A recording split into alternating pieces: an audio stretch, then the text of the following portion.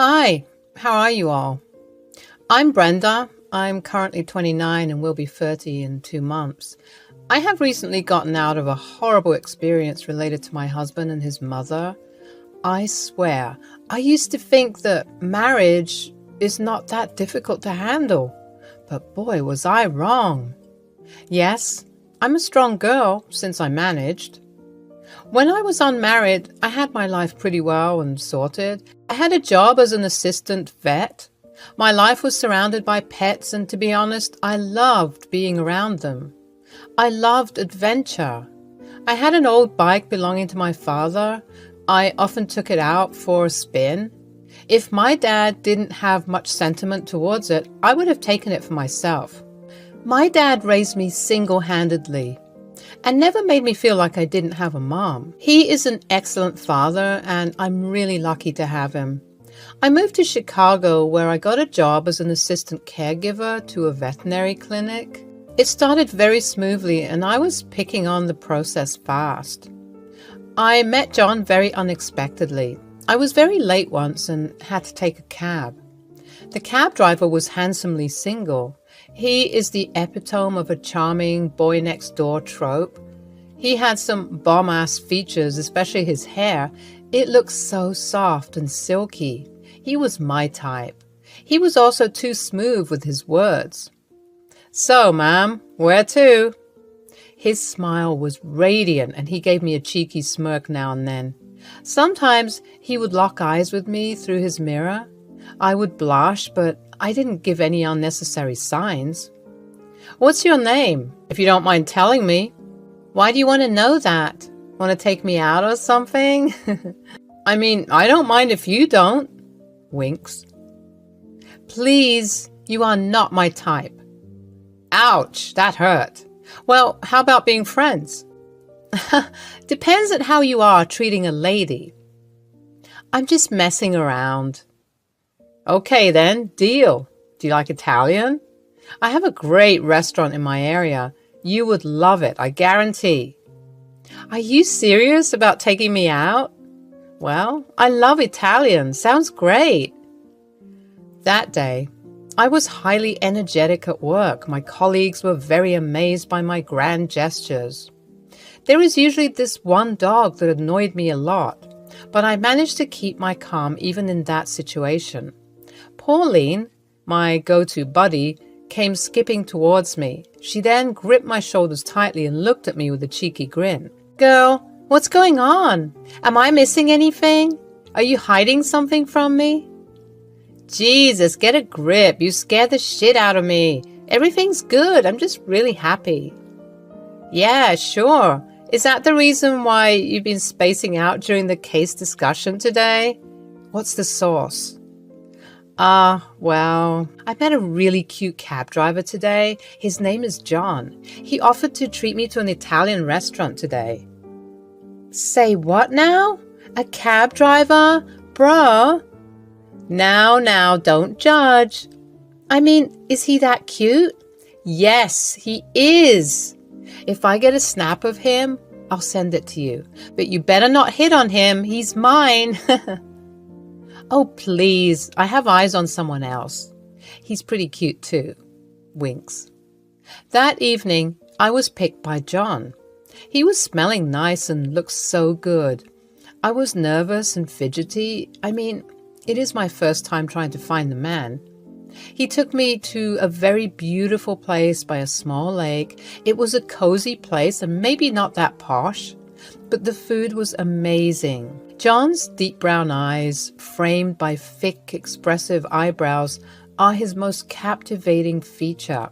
They are warm and inviting, radiating kindness and sincerity. When he smiles, his eyes light up, revealing a genuine and infectious joy that draws people towards him. Gosh, it was hard to fall for that smile. We stuffed ourselves with pasta and wine and ice cream. A wonderful evening. He gave me another offer. He said he would make me meet his mother since she would like me a lot. The way things were moving too fast should have been a dead giveaway that this all was a red flag. "So, you live with your dad?" "Not. Dad stays with my uncle in Michigan." He got this house long back for themselves, but then Mom left and he and I started to live. But my dad's not a fan of staying in one place for long. He loves traveling. He owns a beautiful bike. It's old and all, but it's still sturdy to go on. He visits me sometimes, like currently he's here right now. He would leave in a week. Wow, your dad sounds like a rock star, like a total biker badass. Would he even like me? That again depends on how you'd approach him. After all, he is the type of father who protects their daughter from a freaking fly, and he is wary of men around me. The last time I brought a guy to my place, he scared him off just from the door. That was some scene, I swear. The guy practically pissed his pants off. Well then, how about we bet on it again? I mean, I won this time. You like the place and the food and me? So let's see if your dad likes me too. I put a bet on $20. I am winning the 20. You will not be able to win. I tell you, he is too difficult to impress. Oh, Brenda, you just don't know me yet. I am smooth Mr. Cool. I will impress your dad so hard, he would be bound to get us married. Just watch me. Okay, Mr. Confident. We quaked with laughter. I mean, I thought he was joking, but man, he was dead serious. When I returned home late, my dad was sitting right there looking very concerned. Yes, young lady, where were you? I mean, it is midnight. Oh, Dad, well, I was working overtime. There were a lot of clients and emergencies, so I had to stay back. I wasn't born yesterday, Brenda. Who is the man? Dad? There was no man. Please, you are overthinking. I was just with Pauline. I called Pauline. She said you were outside with a friend. Who was it? Okay, fine. He was just a friend, an old friend. He wanted to go out with me to chill, so I said yes, that's all. And how come I've never heard of this friend before? And why didn't you bother telling or at least calling me once? You know I'm worried about you, Bren. Sorry, Dad, I am. I would keep this in mind. He's a cab driver and he is a very sweet person, so please, you can relax. Why a cab driver? Ugh. All right, fine. Just next time, please inform your father. The next day at work, I jumped at Pauline. She was very startled at first, but then realized why I did that. Girl, why the hell did you tell my dad about John? Bruh, chill. I just said you were out with a friend, and why wouldn't I? What if that twat murdered you and dumped you somewhere? Oh, come on. He was so adorable and such a gentleman. I'll be meeting his mother soon, and mother? Hell no. You're going too fast. The first date doesn't determine anything. He could be a closet perv for all you know. You want to freaking bet on it? You will lose, since you're such an amazing judge of character. Don't even try. We exchanged numbers. He used to call me more than text. He'd say that he loved hearing my voice. He even gave me a proposal to visit his house, telling me that his mother was so eager to meet me. I was kind of scared because I was thinking about Pauline's words, and I felt that maybe I was going too fast. I wanted to take it slow and wanted to see how things worked with him first. I told him to keep seeing each other for the time being before his mom got involved. John was persistent, but gradually understood. We just got to know each other. And as much as I love hanging out with you, I'm still new to this and I want to get to know you properly first. I mean, you are adorable and I like you, but I want to like you more, you see? Okay, I get it. And I'm sorry. I don't know why, but I've never been this excited in my life. It's always fun to have you around. You know what? Me too. And I'm glad to have met you. I'm an outgoing girl, but not many guys catch my eye that often, so all of this is kind of new to me too. Aha! So you're saying that I managed to catch your attention? Are you admitting the fact that I'm different from the other guys you've met? Yes, of course. Jesus, saying it out loud makes it much more embarrassing than keeping it in my head. You are the only guy, I think, with whom I can be like myself. And I too feel the same, Brenda. We started officially dating after 2 months of hanging out.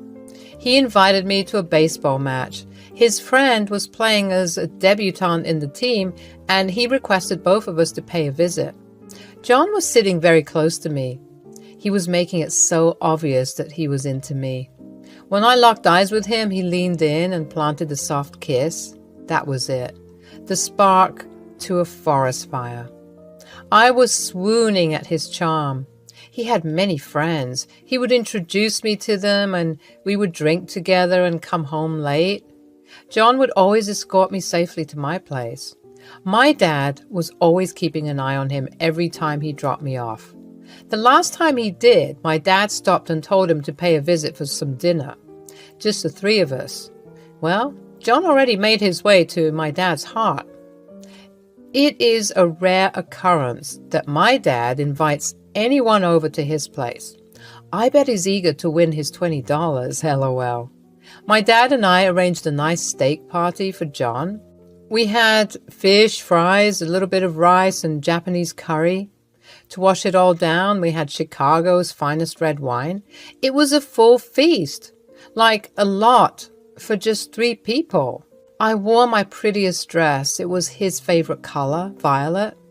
When he arrived, he was wearing a freaking tuxedo. He was looking so handsome, though. The 3 of us made proper acquaintances before we sat down to have our dinner. So, John, how long have you been in Chicago? 3 years, sir.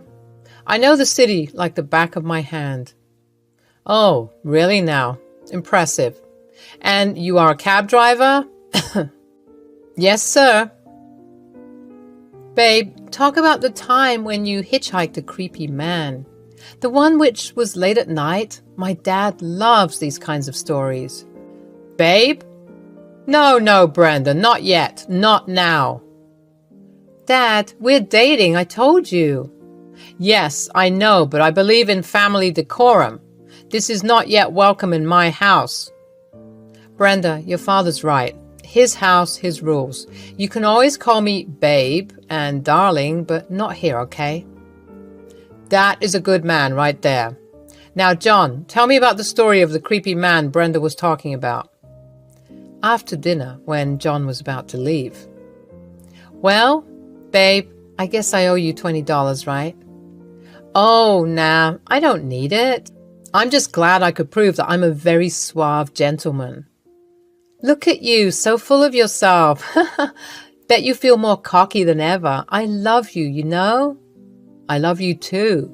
It has been a few months since John requested me to finally meet his mother. Now, I thought this was the proper time to do so. I remember how I stood nervously outside the door preparing myself to meet John's mother for the first time. A wave of anticipation washed over me. John had spoken so highly of his mother, Jackie, and I wanted nothing more than to make a good impression in front of her. I took a deep breath and knocked on the door, my heart pounding with every passing second. The door swung open, revealing a woman with a warm smile and kind eyes. She welcomed me inside with open arms, and I couldn't help but feel a glimmer of relief. It seemed like everything was going well, and I hoped this meeting would be the beginning of a beautiful relationship between us. Throughout the evening, Jackie showed genuine interest in getting to know me. She asked about my family, my hobbies, and my aspirations. I eagerly shared my stories, hoping to connect with her on a deeper level. As the night progressed, I started to feel more comfortable in her presence, cherishing the chance to bond with John's mother. But amidst the pleasant conversation and laughter, I couldn't shake off the feeling that something was off. Jackie's smile, though warm, seemed forced at times, and her gaze occasionally flickered with an unidentifiable emotion. I couldn't help but wonder what lay behind those eyes. As dinner came to an end, Jackie excused herself from the table, leaving John and me alone for a moment. I turned to John, my eyes filled with curiosity and concern. Do you think your mother likes me? There's something off about everything, and I can't quite put my finger on it." He excused himself too. After 20 minutes of sitting in absolute silence, they both came in with a plate of desserts. "You know, Brenda, it has been a long time since I met someone as wonderful as you. My son is extremely lucky to have found you. He always had an eye for the good stuff." "I mean, I won't deny it. He does find his way into people's hearts. He gets me too. You have raised your son well." "So, have you guys thought of marriage yet?" Did my boy pop the question. I choked so hard on my cupcake. It took me a while to get it out of my windpipe. John glared at his mother. I don't know whether that was out of anger or embarrassment. What? Did I say something wrong? I thought he already did it. "Baby, were you going to propose to me?" "Thanks, Mom." It was true that John wanted to propose, and when we went to our next date, he popped the question. I said yes, because I was charmed by this man. The wedding was simple and calm. The reception took place in a small hotel because we didn't want John to waste too much money on these things. I was glad enough to get him as my husband. Jackie was present throughout, but she was silent. That stone-cold expression returned on her face. Her mind was probably bubbling with thoughts that I would never know. She seemed very half-hearted. I mean, I would have empathized with her if she was feeling sad that her son has grown up and was getting married. But I couldn't even empathize with her after the stunt she pulled off. John moved in with me to my house. My dad already headed back to my uncle's. He said he would visit soon. John and I more or less settled down well. We made some changes together. John turned our bedroom into his dream room.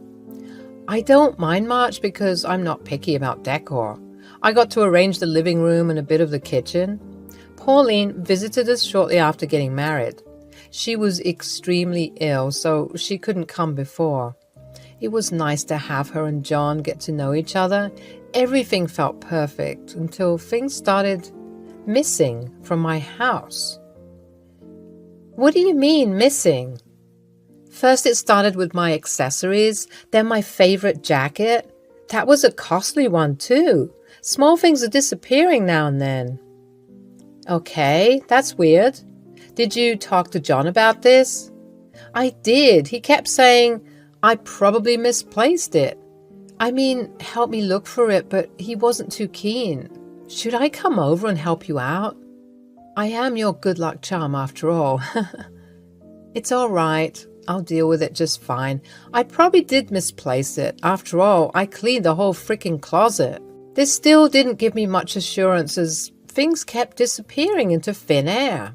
I would often think about it at my workplace. This went on for a year, especially when John and I went on our honeymoon. I returned to a trashed house, like someone entered and they made a huge mess. There were beer bottles, unwashed dishes, and smelly clothes. I thought it was my dad since he is the only one with spare keys, but when I called him, he said that he was still at my uncle's. I didn't fill in any details because I didn't want him to get worried. I thought maybe John and I could somehow solve this issue. One day, I finished work early. At the door, when I was taking out my keys, I was somewhat feeling uneasy, like a feeling of danger washed over me. I put the keys in, but the door was not fully locked. I went inside, tiptoed, not making a single sound. It was another house intrusion. I could hear sounds from the bedroom. I took hold of an umbrella that was kept at the corner and slowly made my way to the sound. I peeked through the corner, and to my astonishment, it was Jackie. She was trashing my entire closet, even wearing my favorite jacket.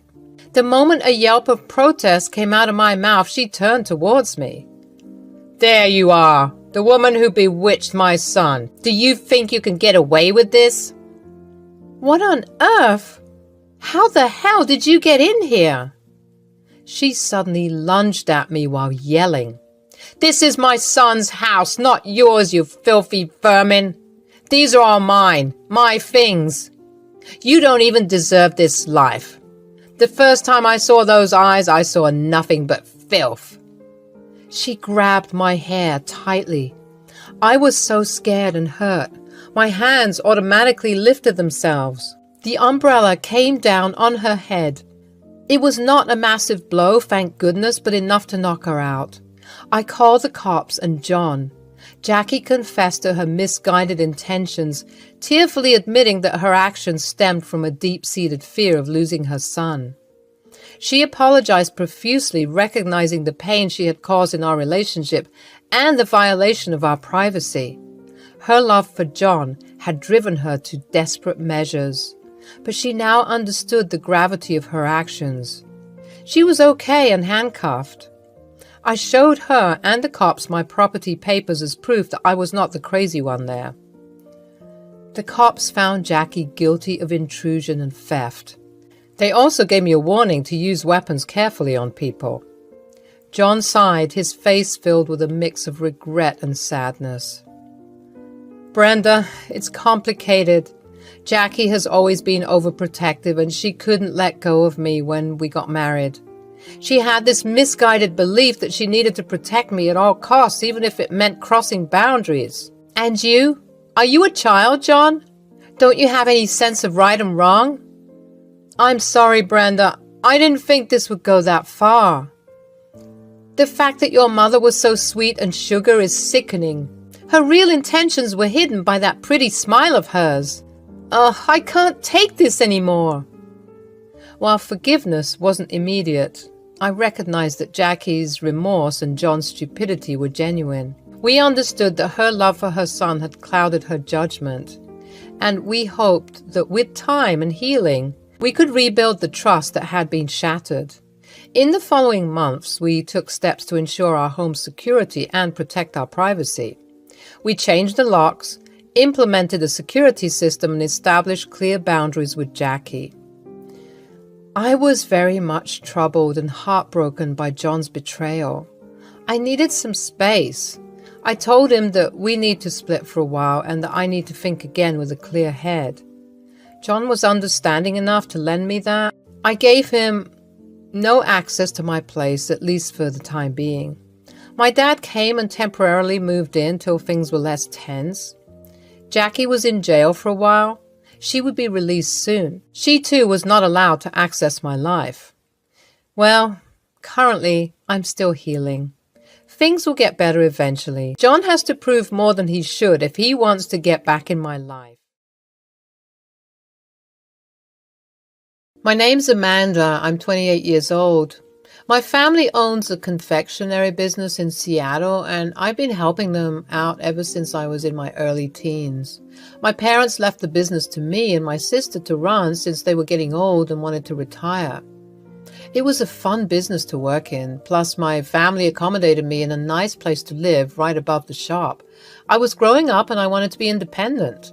Every morning at 8 a.m., our shop opens and we welcome customers with a warm aroma of freshly brewed coffee and soft, creamy delectables. Chloe, my sister, was the type of person who would not help in any contribution, but be present whenever an event took place, like she would show up as if she owned the thing or something. Our parents were really tired of her not being serious and fooling around with the expenses. Even if they wanted a break, they had to come twice a week to see if everything was done smoothly. She was such a spoilsport. I disliked her. It had always been a tumultuous journey being Chloe's younger sister.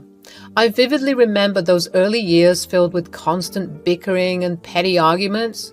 Chloe had a way of making me feel like I was living in her shadow, always overshadowed by her accomplishments and dreams. As we grew older, the gap between us seemed to widen and our differences only multiplied. Despite our constant clashes, I yearned for a strong bond with my sister. I desperately wanted her to see me as more than just her little sister, someone she could confide in and trust. However, every time I thought we were making progress, something would come along to remind me of the deep-rooted strain between us. Chloe, please don't mess with my toys. Mom said I need to keep them safe. Oh, come on, Amanda. They're just boring old toys. Let's have some fun. They're not boring, and I don't want them ruined. You always break things. I do not. Ugh, you're just no fun. Chloe and I were fighting over the toy, and we both stopped pulling it in the opposite direction. The force was too much to bear, so it ended up ripping apart from the middle. See what you did? Now Mom will be so mad. Oops, my bad. But who cares? Gee, sis, you're such a goody two-shoes. Why would you always have to be so mean all the time, Chloe? I'm not mean. I'm just having fun. You should try it sometimes. There's a difference between having fun and being destructive. Chloe, I wish you'd understand that. You're always so perfect, little Miss Perfect. It's annoying. I'm not. I just don't want to get into trouble all the time. Oh, you're such a scared cat. You should think about others too, not just yourself. What if you broke something that I loved? Whatever. I'll find someone else to play with. Chloe storms off, leaving me feeling hurt and upset. This was always the case between me and her. She just couldn't stand me. It became worse as we grew up. It started with taking my things to bully me in school. She often tossed my bag or tiffin box. Her attitude only grew worse. My constant attempt of establishing something decent kept failing. One such incident left an indelible mark on my heart, and was when she stole away my fiance from me. Our relationship was blossoming into something beautiful, but as soon as Chloe heard about Jacob, her demeanor changed. I could sense her jealousy, as she couldn't bear the thought of me finding happiness in someone else's arms. It wasn't long before Chloe started putting seeds of doubt in Jacob's mind about our relationship. She would whisper poison into his ear, painting me as someone unworthy of his love and affection. The more she tried to create rifts between us, the more I felt torn between my love for Jacob and my desire to salvage any semblance of sisterly connection with Chloe.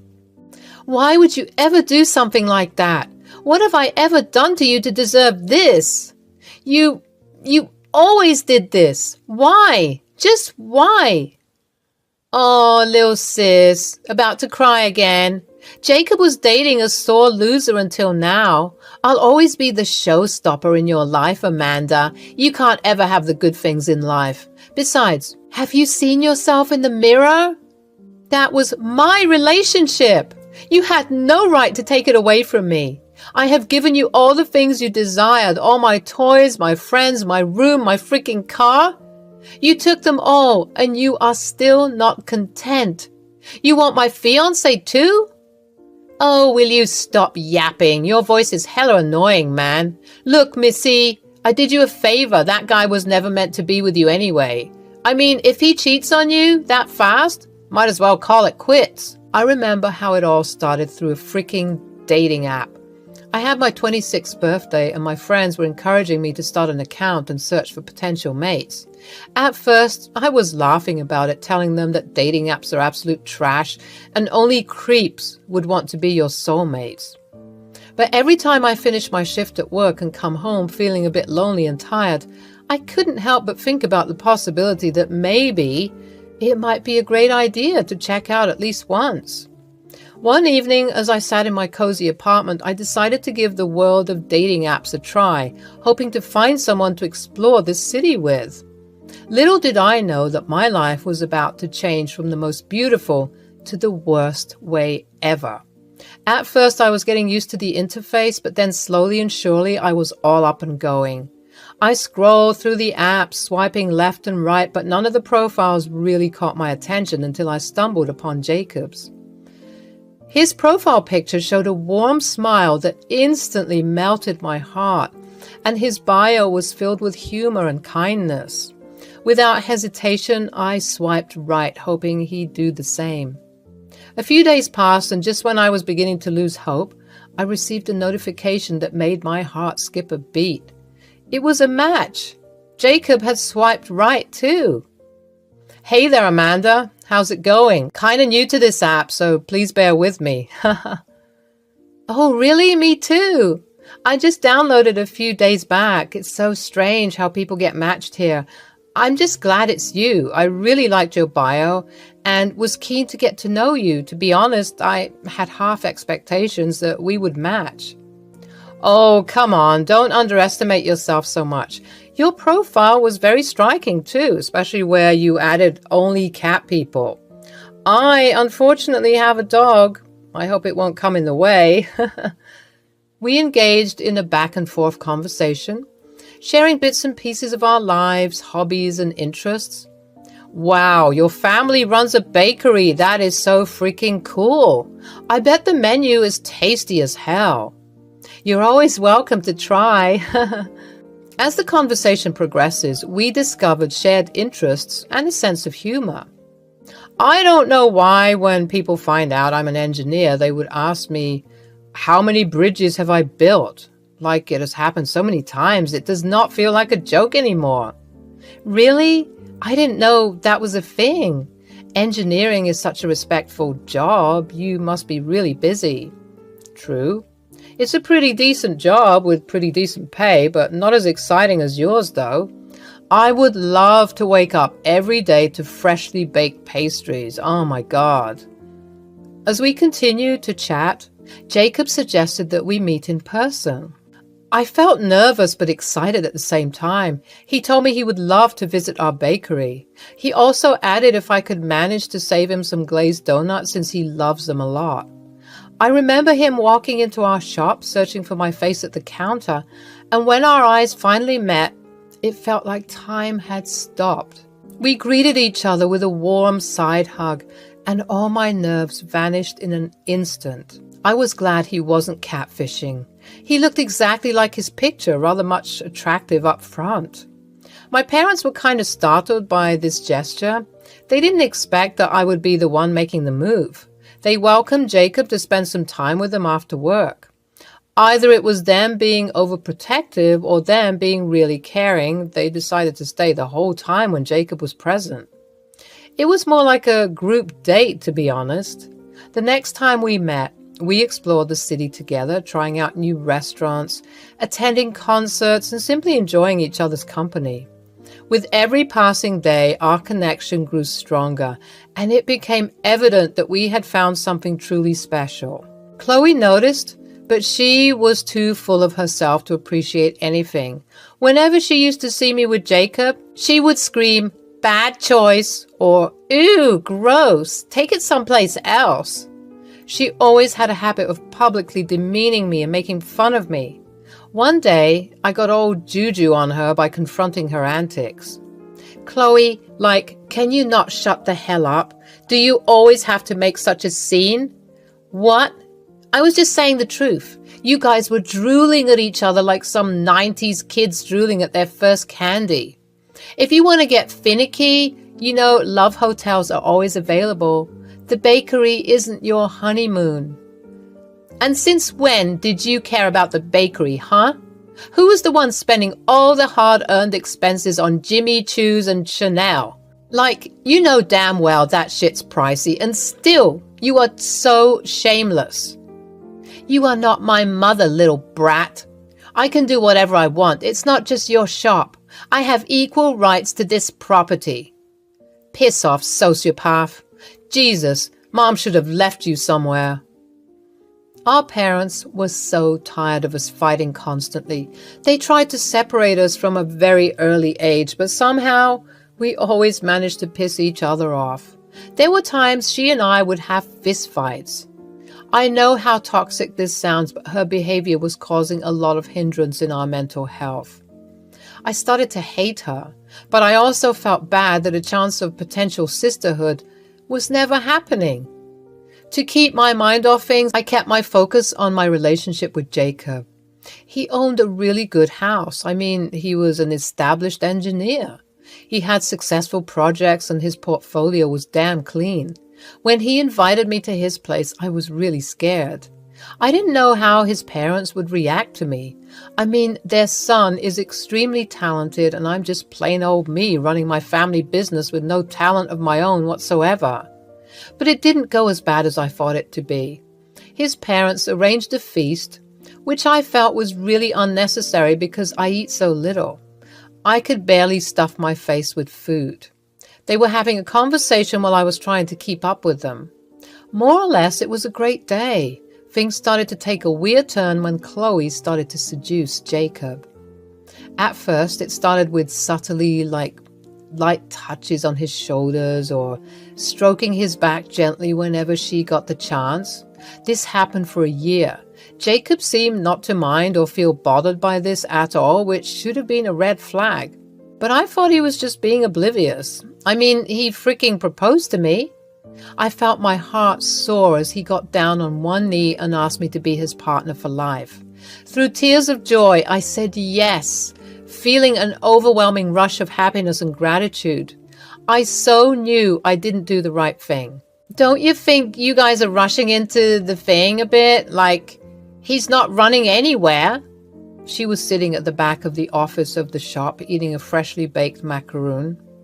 You were not supposed to eat that, Chloe. That was a fresh batch. Oh, no one will notice. We make plenty of batches every day. Oh, really? Do you even know how difficult it is to make macarons? Have you ever tried baking one? Oh, so you want to lecture me now? Do you really think people take you seriously? Like, if you do, you are mad, delusional. I'm not here to argue with you.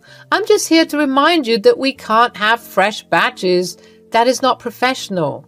If you really feel like you have the caliber to run this shop, then I think it's time you act like one. Chloe aggressively stood up. The table rumbled as she came up towards me and stood face to face with me. Stop talking like you are my father, you runt. Know your place. You are nothing but a sad little puppy who's always looked down upon. First from our parents, and now Jacob. I froze. I didn't know what else to say. I just silently went away from the scene. I cried a lot in the bathroom that day. It didn't stop there. Things were going in a certain way, but the arrogance of Chloe increased, and now she became even more desperate. She wanted to tag along everywhere we went. She would call Jacob her best brother-in-law, but then proceed to be extremely handsy with him. I was feeling uncomfortable. I tried my best to have a conversation with Jacob, but she would always interrupt. I wouldn't lie, but Chloe was way more attractive than I was. She would wear dresses and doll herself up while I preferred light makeup and baggy clothes. Things started to get weirder when Jacob was invited to a work party. It was celebrated on a personal yacht. I was getting hella insecure. If I knew how posh his lifestyle was, I would have thought about not going with him. I was a very simple girl, and a gala life was not mine, but definitely a thing for Chloe. Weirdly, she was invited. Like I was the freaking fiance, but he evidently enjoyed Chloe's company more. He introduced me and Chloe to his friends. I was getting really conscious, but Chloe was super confident. After a small interaction, I went to the bar counter and started to drink impulsively. A few shots later, when I was not able to stand anymore, I tripped 2 steps backwards and collided with someone. I turned around to see a tall man wearing a black suit and a white tie. He was talking to another woman with a drink in his hand. Whoa, lady, are you okay? I'm really sorry. I didn't see you there. I'm just a bit buzzed. I'll be okay. Are you sure? We can provide some lime juice if you want. It will help you with that buzzing head of yours. That would be really nice, actually. I think I overdid it. He took me to one of the private compartments and made me sit. After 5 minutes, a glass of fresh lime juice arrived and was given to me. His name was Michael. He ordered another whiskey for himself. While we waited, he struck up a conversation with me, and to my surprise, I found Michael to be genuinely kind and easy to talk to. We laughed and shared stories and discovered common interests. As the night progressed, we continued to enjoy each other's company, and he made sure I felt included and cared for. It was as if we had known each other for ages, and the connection we had was unexpected but undeniable. As the party came to a close, Jacob called me on the phone asking where I was, so I quickly excused myself from Michael and left. He requested me to stay in touch with him, so I gave him my number. He smiled. He really liked my company and wanted to continue the conversation further. "Where the hell were you? I was looking for you everywhere." "At the restroom. Sorry, I was really drunk and I wanted to throw up." "Why can't you take some responsibility? You know this is my office party. If people found out who you are to me, then it would have been so embarrassing." Thanks to Chloe, she maintained her composure pretty well throughout. My colleagues absolutely loved her. I was silent the whole time in the car. I know I messed up. I was so busy talking to Michael. Wait, should I tell him about Michael? But what if he gets angry? I won't be able to deal with it. Throughout the ride, I could see Chloe's satisfactory smirk. She was always happy whenever I was miserable. I never thought that my life could take such a painful turn. It was a sunny afternoon, and I decided to surprise Jacob with a visit to his place and apologize for all the things I had done at his party. As I approached his front door, my heart was filled with love and excitement, eager to see the man I thought was my husband. But as I stepped closer, I heard hushed voices coming from inside. At first, I dismissed it as maybe Jacob talking to a friend or his parents. But something inside me couldn't shake the feeling of unease. Ignoring the nagging doubt, I opened the door, hoping for a warm welcome. To my horror, the sight that greeted me was like a punch to the gut. There, in the living room, I saw Jacob and Chloe, my own sister, locked in a passionate embrace. It felt like the world stood still for a moment as I processed the heartbreaking scene before me. The shock turned into disbelief and then into an overwhelming surge of pain and betrayal. I couldn't believe what I was witnessing. I wanted to scream, to confront them, but my voice failed me and I felt paralyzed. Finally, finding my voice, I managed to choke out their names and they quickly pulled away from each other. Chloe looked angry, and Jacob attempted to explain, but the words fell on deaf ears. The betrayal was too much to bear, and I said what I had to and fled from the apartment, tears streaming down my face. Hey, Amanda, where are you? What happened?" I called Michael, unable to process the entire situation. "Can I please come over? Please, I can't. I feel like I'm going to faint." "Oh shit, wait. Tell me where you are. I'm coming to pick you up." I had secretly kept contact with him because I felt really nice talking to him. He became my very good friend, even if it was a momentary experience. I knew that he would be the one who would be helping me. After that scenario, I never faced them ever again. I told my dad to take over the shop while I took a break. My relationship with Michael became really strong, and he took great care of me. Evidently, Chloe didn't come back to the shop and she moved in with Jacob. They were really happy with me gone from their lives. Michael and I tried to rebuild our friendship. We would go out and spend time together. "Wait, you are the boss. What? Why didn't you tell me before?" "Because people get wary, so I didn't want to scare you away." "Oh my God, Jacob would. Damn. What's going on in that head of yours?" "Actually, I just am waiting for the right time. I feel like we'll be meeting them soon." I had a detailed discussion with my parents about Chloe. They were very disappointed and disgusted with her behavior. They never thought she would reach that extent, so it was decided I would be in charge of the shop. Meanwhile, me and Michael started dating. It has been 8 months. His birthday was coming, so I wanted to buy him something. We thought of going to a supermarket to get him a nice pair of jeans and a shirt. He was shy at first, but agreed later on. We were roaming the streets and looking for a good shop when suddenly I saw 2 very familiar faces in the distance. It was Chloe and Jacob. They seemed to be arguing about something. As we approached, Chloe looked at us mockingly. "Oh, isn't it the dear little sister? Oh, and I see you found yourself a protege. Perfect for you." Chloe? So, who is this broke-ass boyfriend? Another fish from your dating app? Man, you do have bad choices. Jeez. So, what story did you cook up to him to get his attention? Chloe, please, shh. What? Hello, Jacob. Good seeing you here. Hey, boss, wait, boss? Yes, and this broke-ass man is my soon-to-be husband. We are engaged. Well, I hope you guys are really happy together. Thanks a lot, Jacob. We left them in awe and shock. It was so satisfactory. My parents demanded Chloe never come back to the shop if she didn't fix her attitude. Jacob, on the other hand, was always kept on edge. Michael gave him subtle threats of firing him just to play with his feeble emotion. It was good riddance. I could finally be serious about the shop. Michael was a huge support, and I was so happy to ever have met him.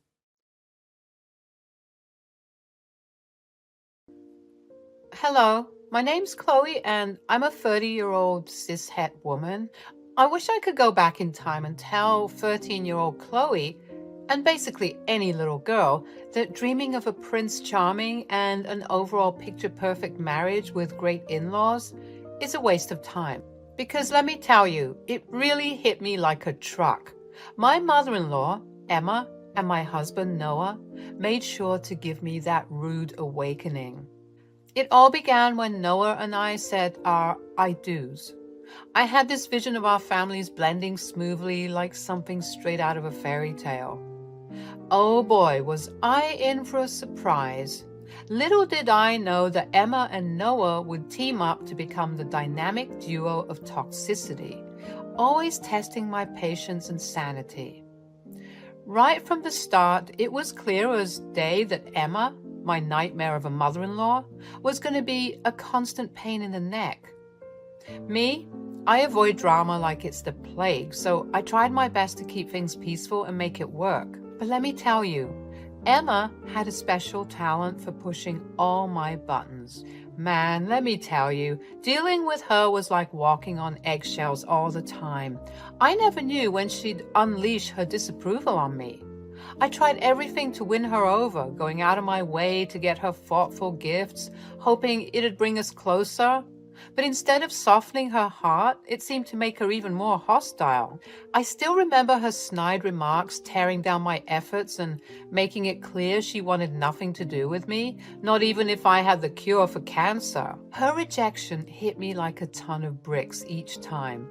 It wasn't just the mean words she said, it was the fact that Noah, my own husband, didn't do much to stand up for me.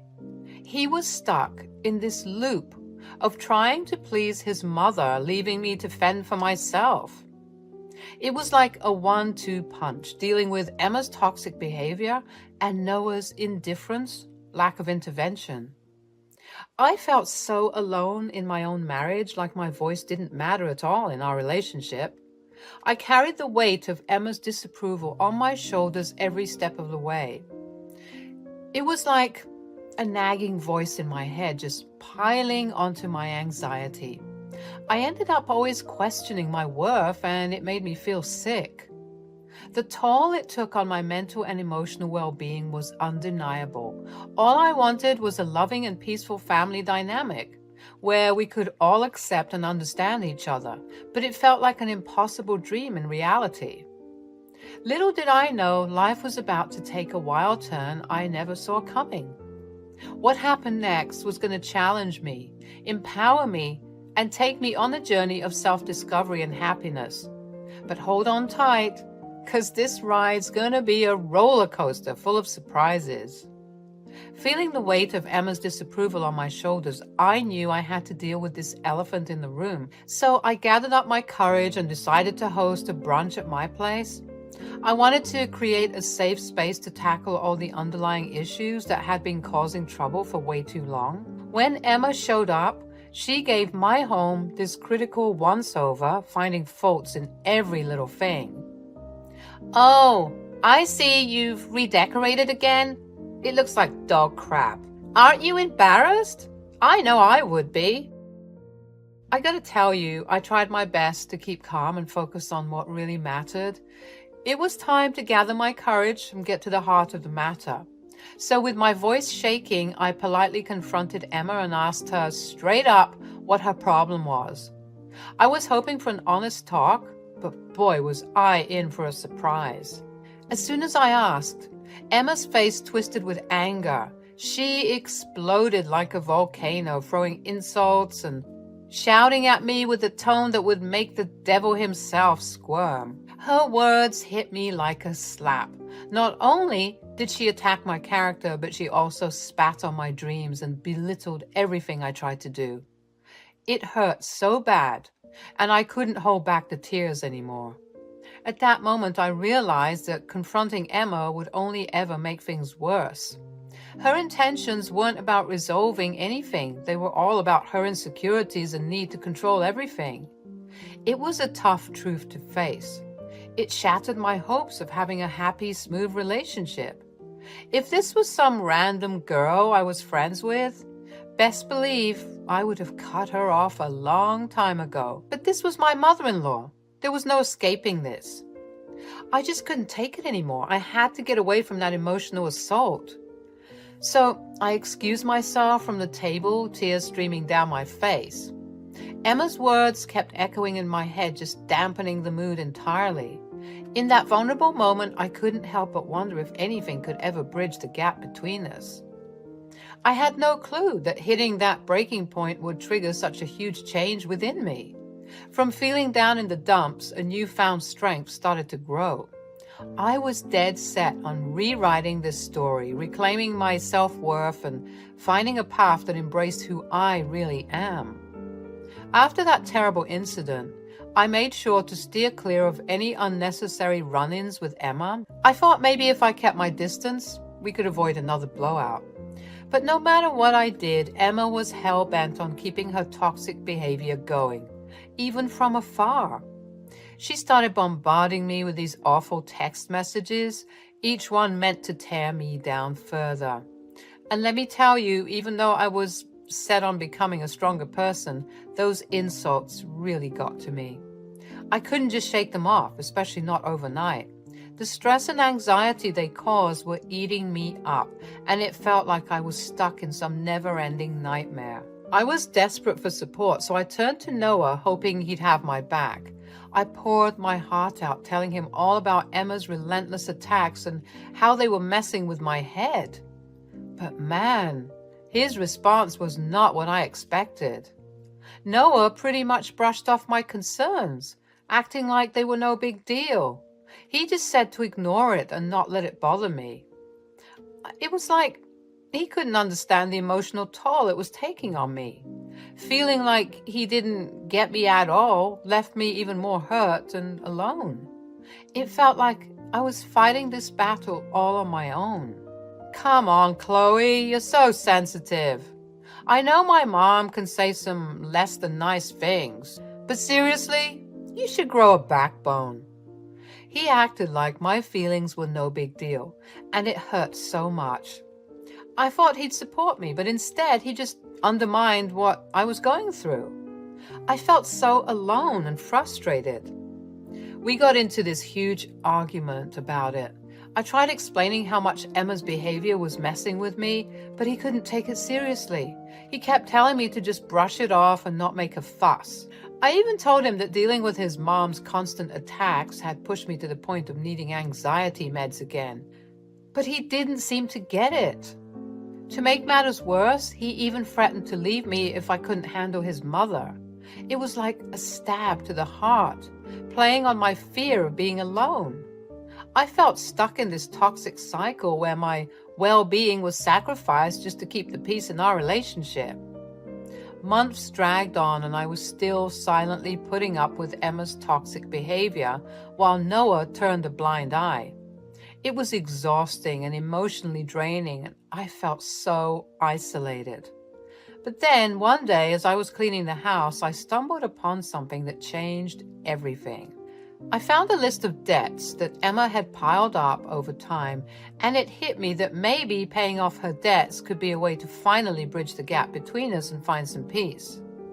It was a risky move, but I was ready to try anything to mend our relationship. Excited about the idea, I went to Noah and told him my plan. I hoped he would understand where I was coming from, but he said something that stepped on that budding hope. "Chloe, it's already been taken care of. My aunt stepped in and paid off the debts." "Well, at least she said she would." "Oh, I see. I just wanted to help, Noah.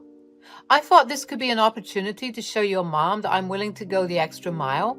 Maybe I can get her a spa day voucher or something." "Chloe, it's not necessary. You always try to do things your way, thinking money can solve everything. Just drop it, okay? She doesn't need your help." "But Noah, it's not just about the money. It's about showing compassion and trying to build my relationship with your mom. I just wanted to make things right." "Can't you understand? It's not going to change anything. This constant need to fix things, it's driving me crazy. Weren't you the one talking about the anxiety my mom gives you? Doing something like that would definitely send her over the edge. God, it's like you want her to hate you." Feeling defeated, I decided to let it go, knowing I didn't need another showdown with Cruella Devil. But man, I couldn't have imagined what was about to go down after that chat with Noah. The very next day, Emma barged into the living room like a tornado on a rampage. She was furious, launching into a full-on verbal attack, convinced I was the one behind the mysterious payoff of her debts. I was sitting there frozen in the living room, anxiety churning in my gut as Emma burst through the front door.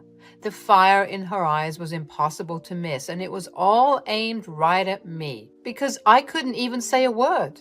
She unleashed this relentless fury of accusations.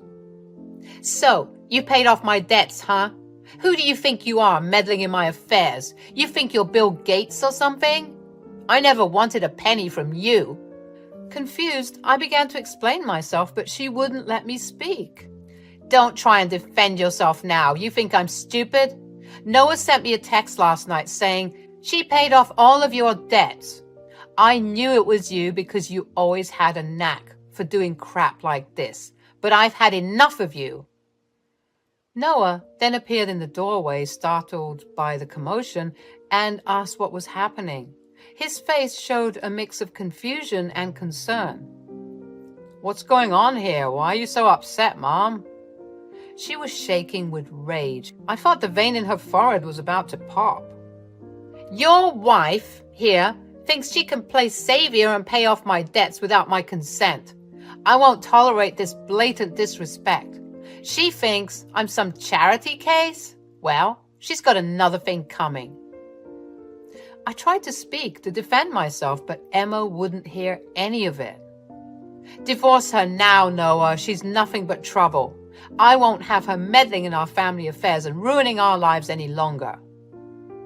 Tears streamed down my face as Emma's words cut deep into my already wounded heart. Noah face-palmed, clearly frustrated with the situation. "Mom, calm down. I should have been clearer. I'm sorry. Let me explain."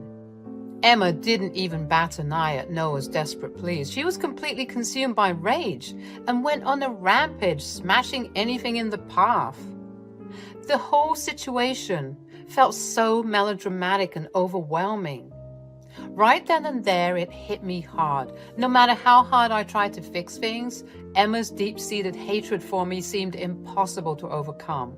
The toxicity in that family ran deep, and I felt totally powerless to change it. But amid the chaos, I saw Noah spring into action. He was trying to physically restrain his mother, desperate to get her attention and make her listen. "Mom, listen to me. I didn't mean Chloe paid off your debts. It was Aunt Judy who offered to help. I thought you already knew it was her because we had talked about it earlier, remember?" "Oh, but I just received a text from her. She mentioned that an unexpected expense came up and it will take more time for the money to come through. As Noah's words sunk in, I noticed Emma's tense body language start to relax, and a hint of realization crossed her face. It was obvious she had jumped to conclusions, but her stubborn pride kept her from offering an apology. Instead, she was dead set on finding some other way to shift the blame onto me. "Well, if it wasn't you, then why didn't you say that?" As I realized Emma's complete disregard for my emotions, sadness quickly turned into anger boiling within me. And to top it all off, there was my favorite vase, a precious keepsake from my late grandmother, shattered into pieces on the floor. "You've crossed the line, Emma. That vase was from my grandma, and you've destroyed it. What is wrong with you?" Emma must have sensed that her usual strategy of just attacking everything wasn't going to work this time. She tried to switch gears and started showering me with sweet talk, hoping to win me over and get me to still help her out. But there was no way I was letting her off the hook that easily. "Chloe, listen, we can find a way to fix this. Please, just hear me out." I was so angry, and all I could see was the mess Emma had created. My voice trembled as I tried to stay determined. "No, Emma, I've had enough. I'm calling the police. This has gone too far, and I refuse to be treated like this any longer." My heart was racing as I grabbed the phone, feeling both determined and scared. The room felt heavy with tension, and our shattered relationship was weighing us down.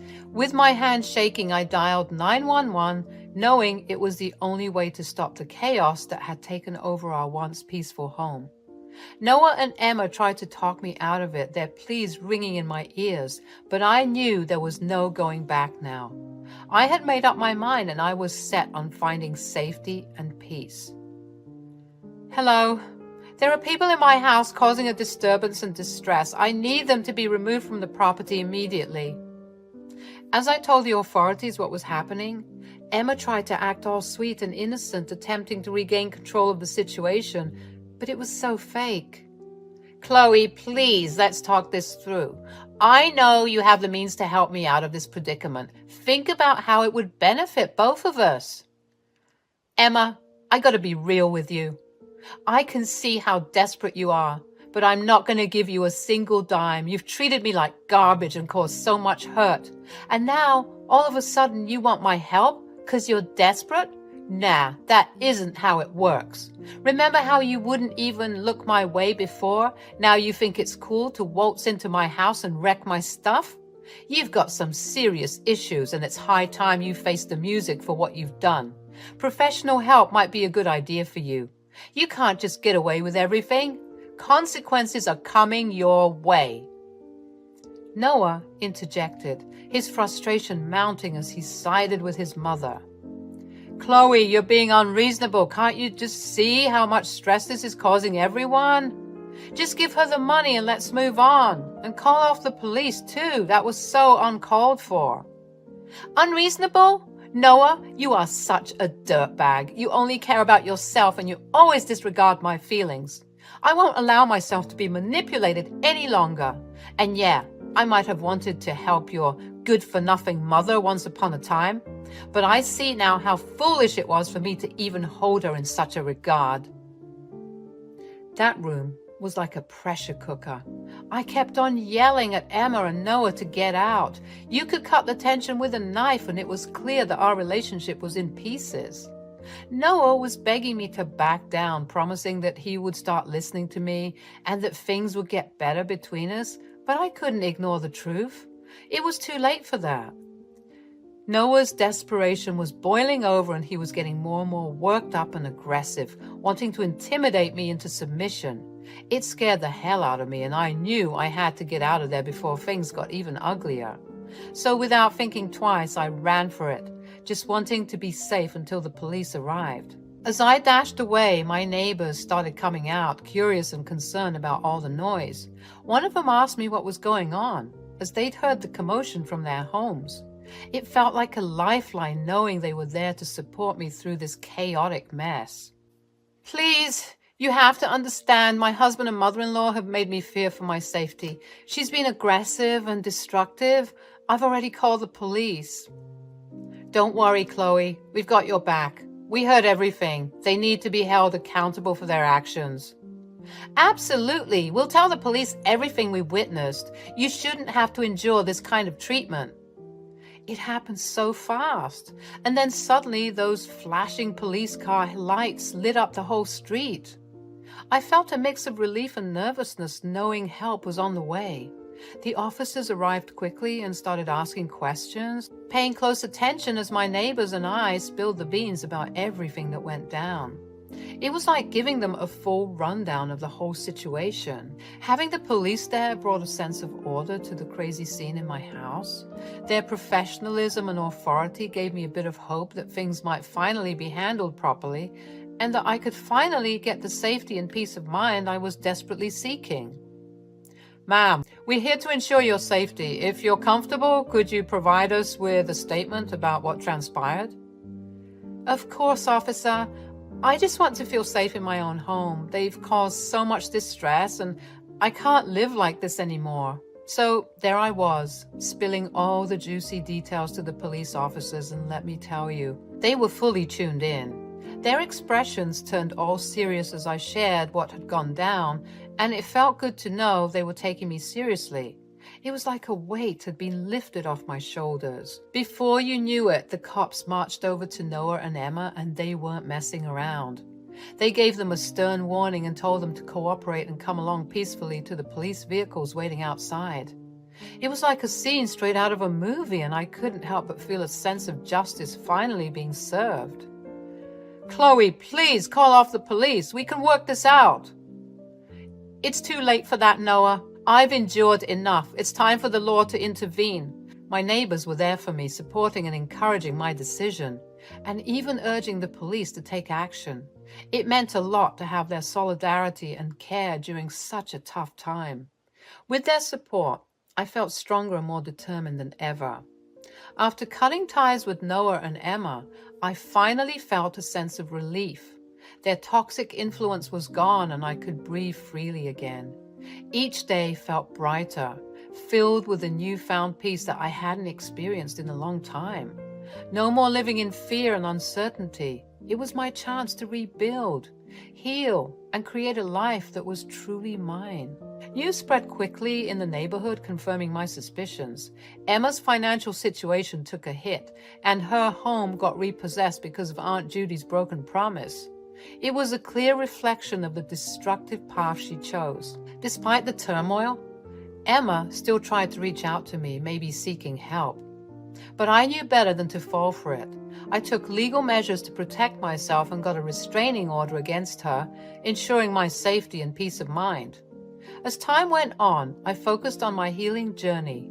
Therapy became a vital tool in rebuilding my self-esteem and finding my voice again.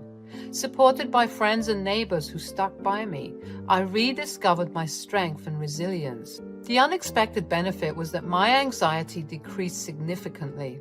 Noah and Emma's toxic presence no longer weighed me down, allowing me to reclaim my inner peace. I started thriving, pursuing my passions and dreams with a newfound energy.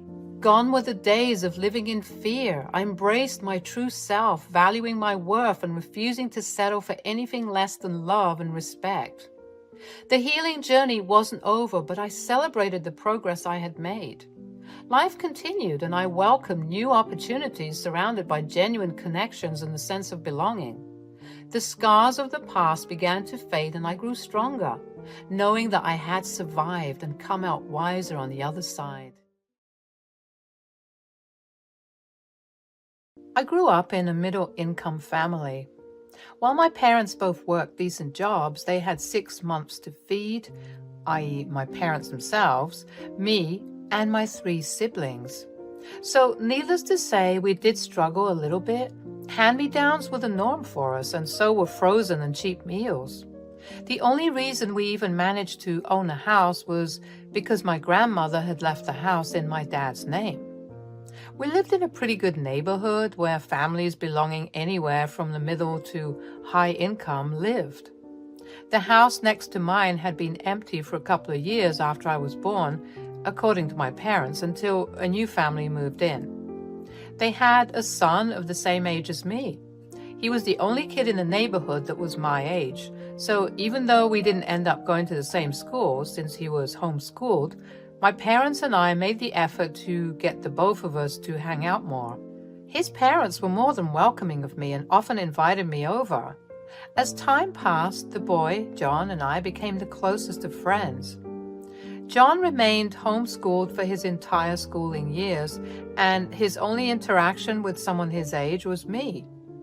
Thankfully, since I attended a public school, I had more than enough knowledge to teach him about the appropriate ways to socialize with peers his age. His dad, William, was especially grateful for me. Somewhere along the years, William had realized his mistake in forcing homeschooling on his son. He had wanted his son to be more well-rounded and wanted to give his son a head start on learning about the family business. William began to see how much his son had actually lacked being able to communicate with other children his age. But when he saw John struggling less and less after spending time with me, he would show me his gratitude in many different ways. William was a man of very few words, so he never outwardly said, "Thank you," but he would send me home with more than enough food for my entire family and would buy me and my siblings little gifts for our birthdays or any other occasion. While William was grateful for me, John's mother, Margaret, was not so happy with me. She hated that William treated me so well because she felt that he was being harsh on their son, but nice to the neighbor's kid. She never made her distaste for me unapparent. She had always made snide remarks towards me and would constantly try to stop William from giving me things. However, William would never listen to her, and sometimes, out of spite towards her, he would give me more things. Aside from the fact that the way William treated me, Margaret had many other issues with her husband. As a result, the two of them would constantly fight and yell at each other. There was not a single day where the house was quiet. It began to affect John. He began to withdraw even more into himself. It took months of coaxing, but I was finally able to prove myself worthy enough for him to share his thoughts and feelings with me. That was when we were 13. Having had me by his side and having a shoulder to lean on lifted the weight off of his shoulders. We became closer as the years passed. I developed feelings for him somewhere over the years, but never acted on them. There was only one point when John didn't share something with me. We were 17 at the time this happened. For reference, John came over to my house looking distraught. His face was pale and his eyes were wide. He kept pacing back and forth in my room. "John, are you okay?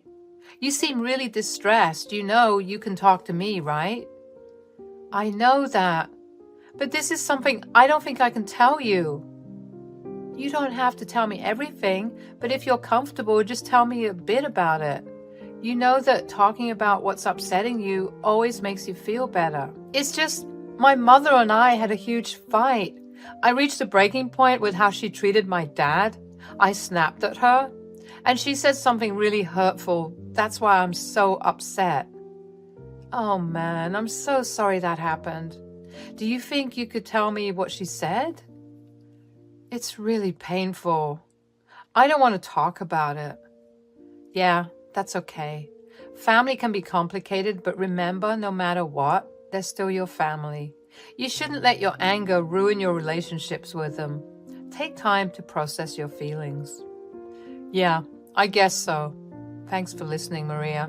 You always know how to calm me down." At that time, I wanted John to stay with his family because I knew that despite their weirdness and arguments, at the end of the day, they only had his best interests at heart. Little did I know the real truth. If I had known the truth, I would never have suggested John forgiving and staying with his parents. Actually, his mother, to be more specific. In the years that passed, John and I graduated high school and enrolled ourselves in the same college. John did more of the distance learning thing while I attended college. Since I had been working since I turned 16, I was able to save up enough to rent an apartment. William helped me a little bit as well. So while I attended college, I was able to move out into my own space. As a result, John and I would hang out more often without the watchful eyes of our parents. Eventually, we both realized that we had big-time feelings for each other. After an awkward confession on both of our parts, we began dating. My parents were ecstatic for us, while John's parents had more neutral reactions. William congratulated us with a calm demeanor, whereas Margaret just grunted at us in disapproval. Anyways, we chose not to focus on his mother's reaction. After we graduated college, John proposed to me, and within that year, we got married. At that time, I thought I had won at life. I mean, my childhood best friend was the person I married. He was there with me from the start, and vice versa. I really loved him with everything I had. After we got married, John began to travel a lot more for work. He didn't want me to stay alone for too long, so he asked me to move in with his parents. I was hesitant, but John tried his best to convince me. I don't know about moving in with your parents. Your mom's never been a fan of me. I know, but listen, we'd have our own space, a whole floor to ourselves, even our kitchen. I want you safe, and being with my family will put my mind at ease. It's almost like living alone. I mean, they could visit, or I could visit them if they want. Please hear me out. This could even be a chance for you and my mom to get along better. I believe this could help mend things. All right. If it means that much to you, I'll give it a shot. But I hope this doesn't make things worse between us. Thanks, babe. I promise I'll do my best to make sure everything goes smoothly.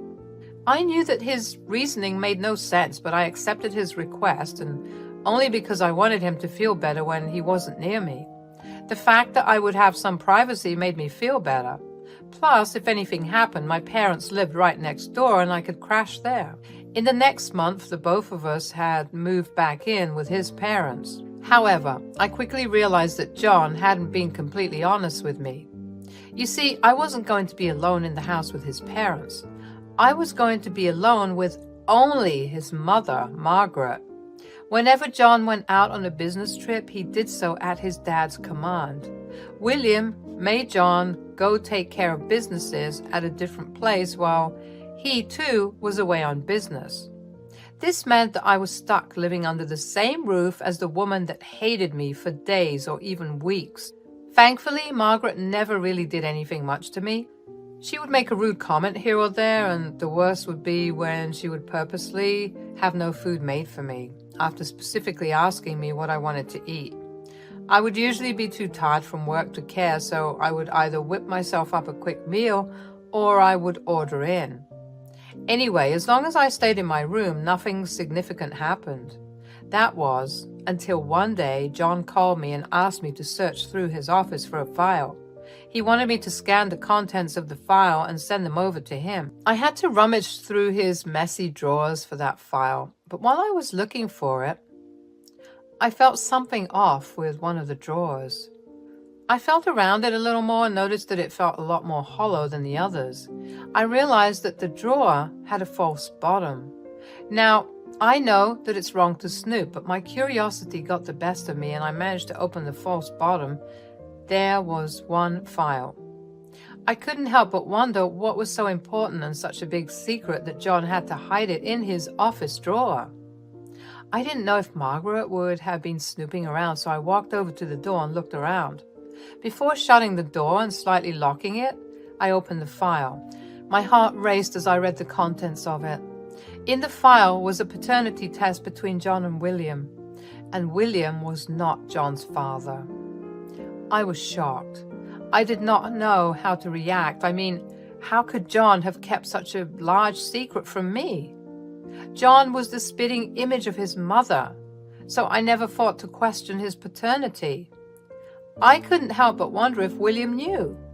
Before I could let my thoughts spiral further, I decided I needed to put the file back and send John the scans he needed. But before that, my gut told me to take a picture of the test.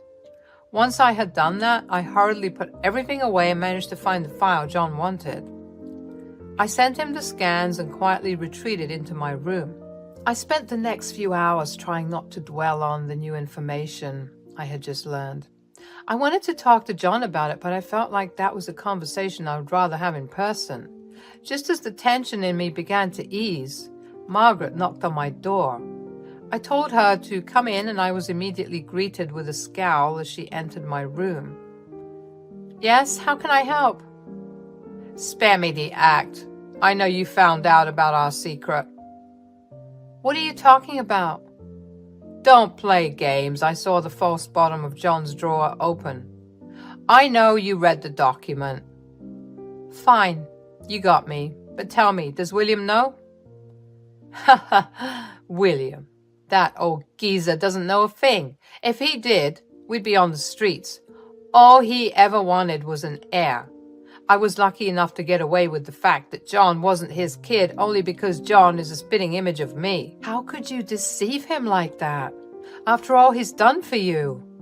"Spare me your moral judgments. I'm not the only one betraying him. John's in on it too. He's gotten used to this lifestyle and he won't let it go." That can't be right. What if I tell William everything?" "Oh, please, you think some peasant like you can ruin our little game of pretend? I'd simply make William believe you're lying to cause chaos. He'll choose us over you any day. You won't get away with this for long." "Keep dreaming. I've never liked you, Maria. I've been trying to push John away from you for years. This is the perfect reason for him to find someone of his social standing. You won't get away with this forever. The truth will come out. That's how it always works." "Oh, please, save your fairy tales for someone who cares. Good luck with that, though. If you're smart enough, you won't interfere." With that, she walked out of the room. My heart was pounding. Every question I had for John, Margaret had answered them. I was disgusted with both of them. I knew that Margaret didn't like me and showed it, but I never thought she would stoop so low. And worst of all was John. How could he deceive the man that had raised him that way? How long had he known? Did he feel any remorse whatsoever? On top of that, would he go along with Margaret's plan to leave me? I barely got any sleep that night because my thoughts kept me awake. The next day passed in a haze. William had returned from his work trip. I couldn't look him in the eye because of how guilty I felt. I wanted to tell him everything, but I knew that if I tried, Margaret would find a way to turn the tables on me and make me the bad guy. That night, William asked for the three of us to have dinner together. I silently ate my food except for the times that William asked me questions about work. At some point during dinner, Margaret told William that she wanted to go on a vacation with John. "William, I've been missing John, and I think it'll be a great idea for us to go on a 2-week trip to Italy together." Well, John has been working hard. He does deserve a break." "Doesn't John have a lot of work commitments? I mean, I'm no expert, but won't his absence affect the business?" "Please. William managed the business for years before John joined. A short break won't hurt." "That's true, and John could use some time off." "All right, you can go, and I'll handle things here." "Thank you, dear. Maria, why don't you join them?" "Oh, that won't work. It's supposed to be a mother-son bonding time. Besides, it will feel like a third wheel." "Well, what do you think, Maria? Would you like to join them?" "Oh, she probably has her own plans. Don't worry about her." "Let's allow Maria to make that decision, huh?" I knew why Margaret wanted to go on this trip. I was about to say that I wasn't okay with the trip, but I felt a sharp kick in my shin. I winced in pain as I realized that Margaret had kicked me under the table. I looked at her and noticed her sharp glare. I wanted to tell on her so bad, but I knew it wouldn't lead me anywhere. I felt like I was stuck, until I suddenly had a brilliant idea. I realized that I could use their time away to tell William everything. So I shut my mouth and nodded that I was okay with the trip. Margaret looked satisfied, and William told Margaret she was free to go on her trip. That night, I called John and asked him about this trip. "Are you going on this trip with your mother?" Yeah, I don't really have a choice. That's not true. You do have a choice. You can choose not to go along with her plans. Everything is just so messed up, and honestly, a lot of it is because of you. What do you mean? How is any of this my fault? If you had respected my privacy back then, none of this would have happened. There's a lesson I didn't tell you about everything. When did you even find out you're not William's son? Remember how a couple of years ago I came over to your place looking really distressed because of this huge fight I had with my mom? Yeah, she dropped that bomb on me during that fight. Did you consider telling William about it? I did. I even threatened her to spill the secret, but she laughed it off, said if I told William, he'd throw us out. So we're stuck keeping this secret. Now that you know, I can't keep you around anymore. Did our relationship mean anything to you at all? Of course it did. But when you found out about the secret, I knew I had to let you go. Your strong conscience could ruin everything I've been working for. With that, he hung up the call. I couldn't believe that this man was the man I had loved. Was this always a part of him? Or was this something he had become out of greed? I cried myself to sleep that night. I couldn't believe that all our years of friendship and love just crashed into something so disgusting.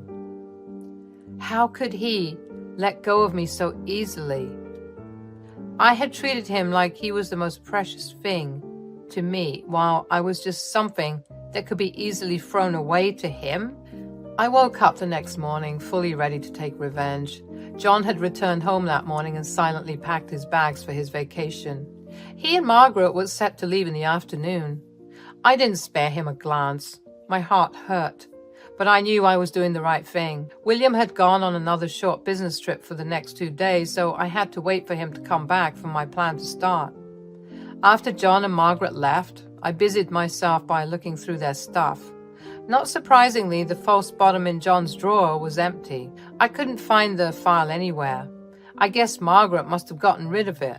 It was okay, though. I had a picture of it. Then I waited to collect evidence of what John and Margaret were up to. Sure enough, John posted stories on his private Instagram account where only his closest friends and family followed him. He posted stories of him going on dates with multiple other women, and even posted a story of him thanking his mother for introducing him to so many wonderful women. Even though my heart was breaking and anger was boiling under my skin, I took screenshots of every story. I then called William and told him I had an emergency and needed him home immediately. William assured me that he would be home by nighttime. True to his word, he showed up by 9 p.m. He hurried over to me and asked me if everything was okay. I told him that I was not okay and told him the real reason why Margaret and John had gone on that trip: to find John a new wife. William looked shocked and asked me if I was being serious. I showed him the screenshots.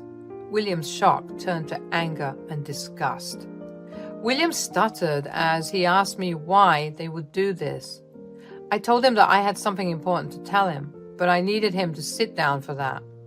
He sat down and fearfully asked me what I had to say. I took out the printout of the picture of the test and showed it to him. William sat there silently for a while as he processed what he was reading. I gave him some time before telling him everything I had found out in the past few days. William's hurt turned to anger. Without a word, he called up his banks and canceled his credit cards. He knew that Margaret and John were depending on them for their travel because they always used those for trips. He also went ahead and canceled John's office cards, so they had no money that way either. Once he was done with that, William felt slightly calmer. I apologized for throwing everything at him at once. "I'm so sorry, William. None of this should have happened." "There's no need for you to apologize. I never imagined Margaret could go to such lengths. I'm glad this revelation happened while I'm still in control of the business." "What are your plans now? I'm worried John and Margaret might try to come back." "I've made up my mind. I'm going to divorce Margaret and remove both of them from this house." "I'm with you on the divorce. I'll also file one against John. I'll move out too, don't worry." No, Maria, you're not going anywhere. If you're willing, I'd like to pass the business down to you. I've always seen you as a daughter, and I trust you to carry on the legacy. William, I don't know what to say. I'd be honored to continue what you've built. That's settled then. We'll make this right together, Maria. The days after that were filled with sadness and anger.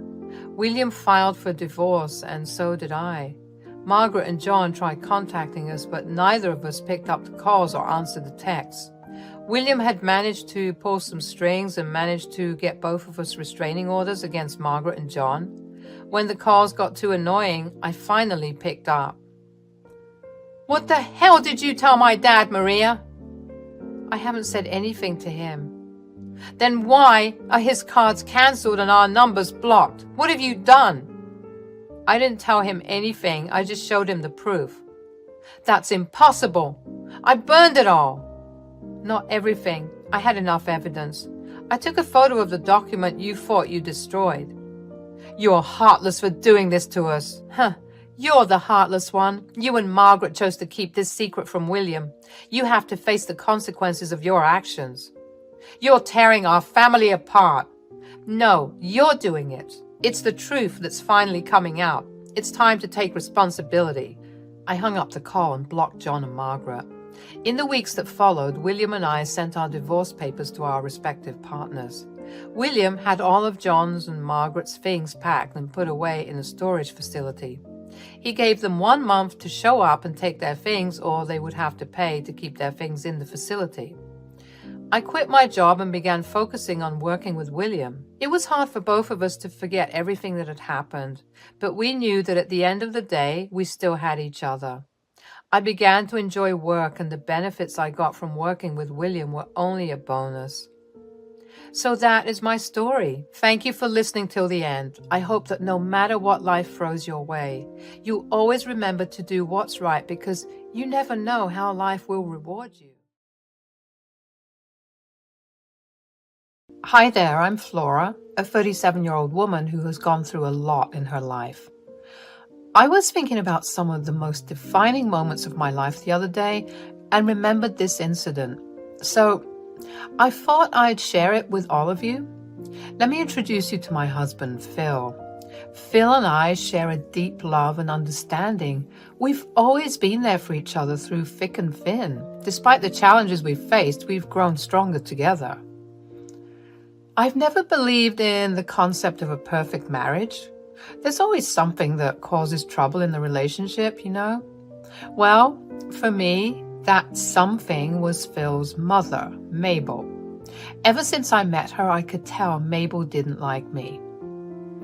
When others were around, she acted nice and friendly, but when it was just the two of us, she would say mean things that hurt my feelings.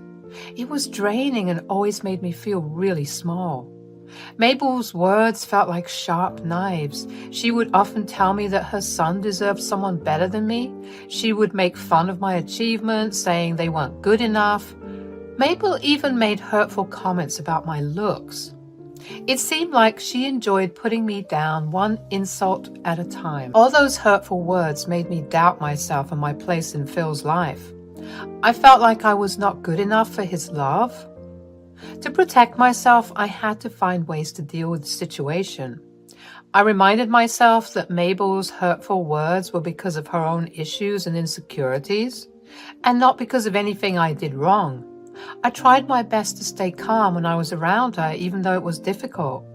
I focused on the love between me and Phil and the happy moments we shared. But no matter how hard I tried to remind myself that what Mabel said wasn't true, I couldn't shake off the insecurities that began to grow within me. I really can't stand Mabel anymore. She keeps saying really hurtful things. I've been trying to tell you about it for so long, but you won't listen. I'm struggling, so please just listen to me. Come on, babe. You're just making things up again. My mom would never do anything to hurt you. You're overreacting. No, I'm not making this up. It's been going on for a long time. She makes me feel small and insults me, and it's taking a toll on my mental health. I mean, haven't you noticed how much I've changed these past few months? I know my mom. She's a kind and loving person. I can't believe you're saying these things about her. You need to stop making up stories and causing unnecessary drama. I'm not creating drama. I'm telling you how I feel and what I've been going through. Stop treating me like my feelings don't matter. Why can't you support me this one time? I just can't believe that my mom would behave like that. Maybe you're just misinterpreting things or being overly sensitive. I can't accept that my mom would be so mean. I'm not misinterpreting anything. I've suffered with her hurtful words and actions for so long. I'm not asking you to choose sides, but I need you to believe and help me. Can we please find a way to address this issue together? Babe, I love you, and you know that I'll always support you, but come on. I know my mother better than you do, and I will not support you talking so rudely about her. I don't like it. Just be a little nicer to her next time and don't read into things too much, okay? Living far away from Mabel didn't solve the problem. I couldn't avoid her forever. There was always some event or the other that required me to meet her and spend time with her. I wanted Phil to see the truth, but I had to find the right way and time to talk to him about it. He was never going to believe me, no matter how much or how hard I cried or complained. It would never reach him. He loved his mother too much to believe that she would torment me. One day, Mabel called Phil out of the blue to say that her house was being renovated and she needed a place to stay. Phil immediately offered for her to stay with us. The thing is, he never asked me what I thought about that plan. He knew how distressed his mother made me feel. Even though he didn't believe me, the least he could have done was check in with me. It hurt to think that he would make such a decision behind my back. Why did you offer Mabel our place to stay without even asking me for my opinion? Do I not have a say in what goes on in our house? Well, I didn't think I needed to ask you. She's my mom. I couldn't let her be homeless because of some feud that you guys have going on. It's not a feud. She treats me badly and never passes up on an opportunity to say something incredibly hurtful towards me. Now she's going to live with us without any say from me? It feels like you care more about her than about my feelings. Look, I know you've had issues with her, but she's still my mom. I can't just leave her without a place to stay. I thought you'd understand, especially since she's family. I do understand the importance of family, but it's also important for you to consider how I feel. I can't pretend everything's okay when she constantly treats me like crap. Babe, can we please not do this right now? I'm sorry I didn't ask you about it, but regardless of what you would have said, I would have let my mom stay here. Just deal with it for me, please. Talking to Phil only made me angrier. How could he not see what was right in front of him? I wanted to lash out and yell at him, but I knew that it would be pointless. Phil had made up his mind and there was no way I could change it. I had to do as he said and just deal with it. When Mabel arrived, she acted all nice and friendly towards Phil and me, but as soon as Phil left the room, her true colors showed. She smirked at me with a mean look in her eyes and said she would make my life miserable. She told me that she would find a way to get rid of me because she was sick and tired of me. I felt a mix of emotions, angry, scared, and frustrated. How could someone who was supposed to be family treat me so badly? How could she also so casually tell me this? I knew I had to protect myself somehow because Mabel wasn't planning on leaving anytime soon. Whenever she had the chance to bully me, she took it. It felt unbearable to think about enduring her bullying for who knows how long. I knew that I needed to expose Mabel's true nature to Phil, but I had to be careful. If I did it too soon, he might think I was trying to ruin his relationship with his mom, or that I was purposely throwing his mother on the streets when she had no place to live. So, for the next month and a half, I endured Mabel's constant bullying. She knew just how to target my insecurities and make me feel small. Her insults and belittling comments were like daggers to my self-esteem. She would mock my appearance. She would criticize the way I looked and dressed. Every choice I made seemed to be met with her disapproval, whether it was about my career, hobbies, or even the food I cooked. Mabel would find sneaky ways to hurt me and make me feel bad about myself. She would ruin important things I was working on. She would spill coffee on my important work papers or make a mess in the kitchen right before guests came over, and sometimes she would sabotage the food I spent long hours making. Then she would just stand there and laugh while I had to fix everything and face the consequences. She also liked to make fun of things I liked and enjoyed. If I told her about a book I liked, she would say it was a waste of time. When I talked about painting, she would say mean things about my skills and make me doubt myself. It seemed like she enjoyed taking away any joy I had in my hobbies and talents, making me feel like I wasn't good enough. Mabel also made hurtful comments about how I looked. She would say mean things about my weight. She took pride in making me feel bad about my body. She would laugh at my clothes and say that they were old-fashioned or didn't look good on me. It was like she wanted to make me feel ashamed of how I looked and destroy my confidence. But her bullying didn't stop at just words. She tried to make me feel alone by spreading rumors and gossip about me to anyone that I invited over to my house. She wanted to turn them against me and create problems in my relationships.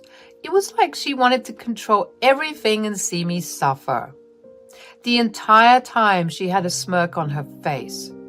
She enjoyed the pain she caused me. It was a cruel game to her, a way to show her power over me. To make matters worse, standing up to Mabel wasn't easy. I was scared of her anger and the possible strain it could put on my relationship with Phil. I was emotionally exhausted. I felt like I had reached my breaking point. That's how I knew enough time had passed and I could easily put my plan into action. I made sure to never complain about Mabel to Phil even once in the past month and a half. So now, not only was it safe to carry out my plan, but I was also burning with rage. I wanted Mabel to feel the same pain she made me feel. During those 2 weeks of secretly recording Mabel, my emotions were all over the place. It was really hard to handle her constant bullying, but I knew I had to stay strong because I wanted to show everyone, especially Phil, her true colors. The thought of finally exposing her kept me going even when things felt really tough. Every mean thing she said and every mean laugh she let out hurt me deeply. Her words felt heavy and her insults stung. It was exhausting to deal with her meanness all the time, but I reminded myself that it wouldn't last forever. I took every mean word she said and every mean thing she did in stride. I knew that everything was being recorded and I wouldn't need to deal with her anymore very soon. After compiling and editing the footage, I gathered up the courage to show it to Phil. One evening, I asked him if he wanted to watch a movie together. It had been a while since the both of us kicked back and relaxed, so he happily agreed.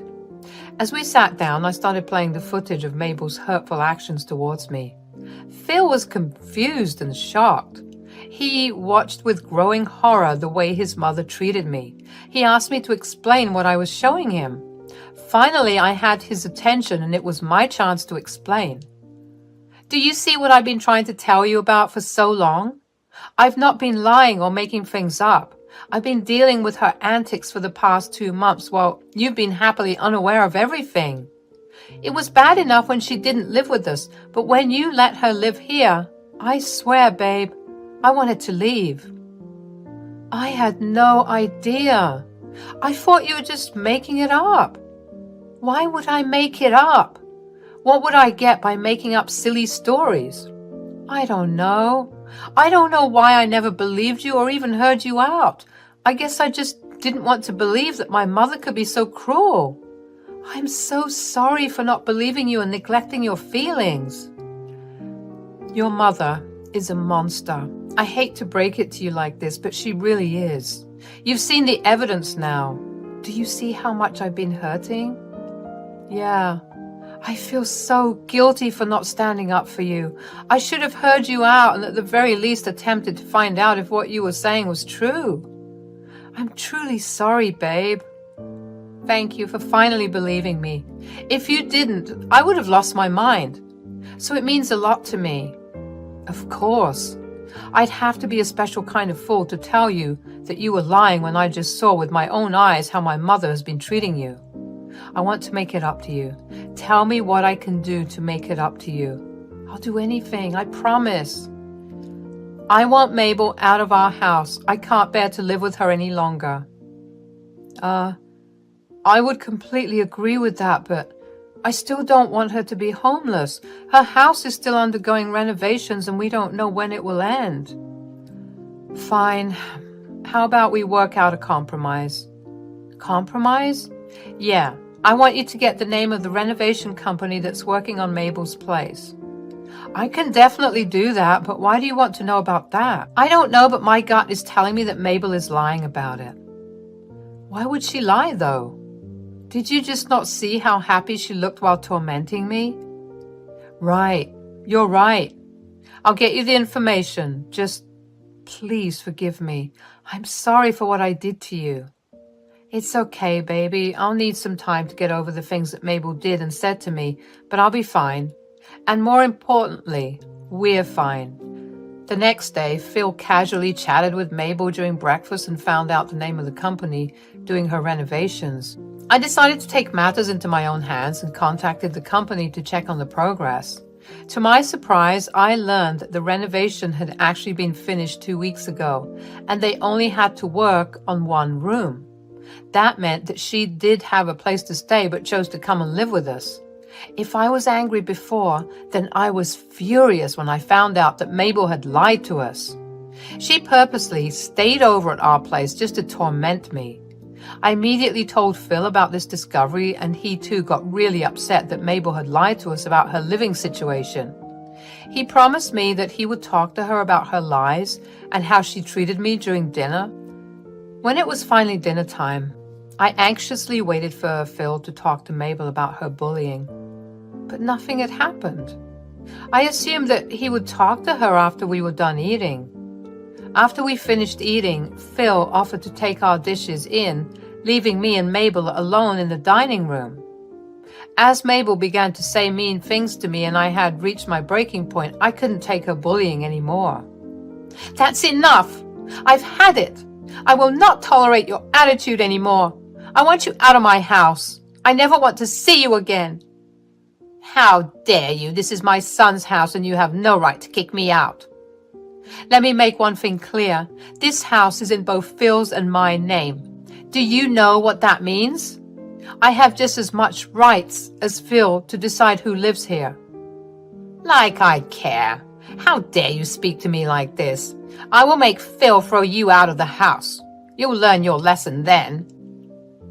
What's going on? Why are you guys yelling? Flora yelled at me because I made a small mistake and now she's asking me to leave, Phil. She told me to leave both of you alone. Can you believe her? She's heartless. Oh, please, Mabel. Everyone in this room knows that you have a house to go back to.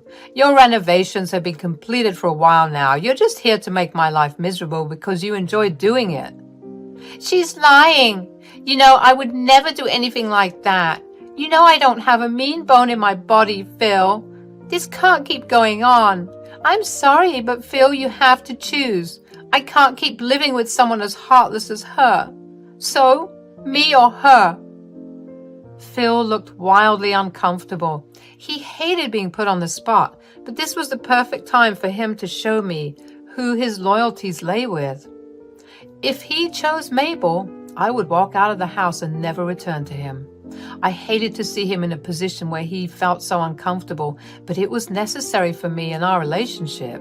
Phil took his time and thought about how to gently respond and tell his mother to stop bullying me. But Mabel didn't give a chance to speak up. Shall I ask Flora to start packing her bags then? No, Mom. You got it all wrong. It's not Flora who should be leaving, it's you. What? What do you mean? Why are you choosing her over your own mother? I've been trying so hard to be nice and understanding, but you're making it so hard. I can't believe you. Do you do anything else other than lie?